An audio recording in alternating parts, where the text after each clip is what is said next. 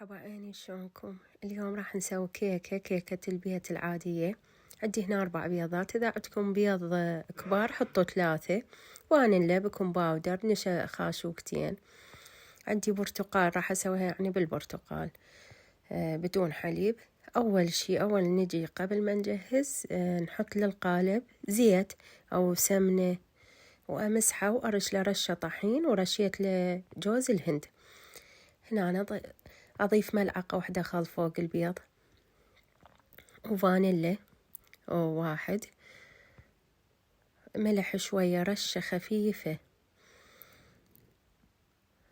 وأضيف عندي عصير البرتقال قلاص، وقلاص الشكر حسب الرغبة الشكر، وقلاص زيت.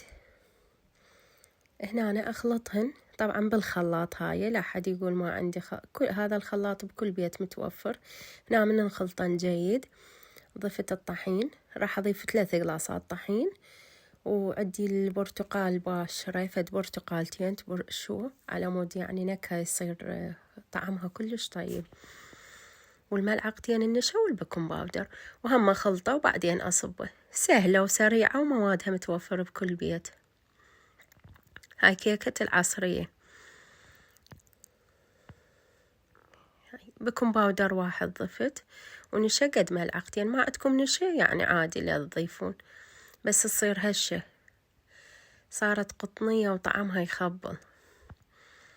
هاي كلها أنزلها بالقالب وأطلع الهواء من القالب وأدخلها الفرن. بهالمرحلة أنا مشغلة الفرن يعني بس من جوا، وخليته على 200. كل واحد وفرنه، يعني الأفران تختلف. وهنا أنا طلعت ما شاء الله باعر الارتفاع مالتها، وصارت هشة وطعمها يجنن. هاي بعدها حارة وقطعت منها بنتي الصغيرة، قالت ماما قطعي لي، سويت لهم عصير مال برتقال. هاي شكلها باع شلون اسفنجية، والطعم يجنن، أتمنى تجربوها. هاي شكلها اسفنجي، هاي شكلها النهائي. طعمها كلش طيب وحلاتها زينة. انتو الحلاب كيفكم تحبوها حلوة هواية، حلاتها خفيف. وهنا أقولكم مع ألف سلامة.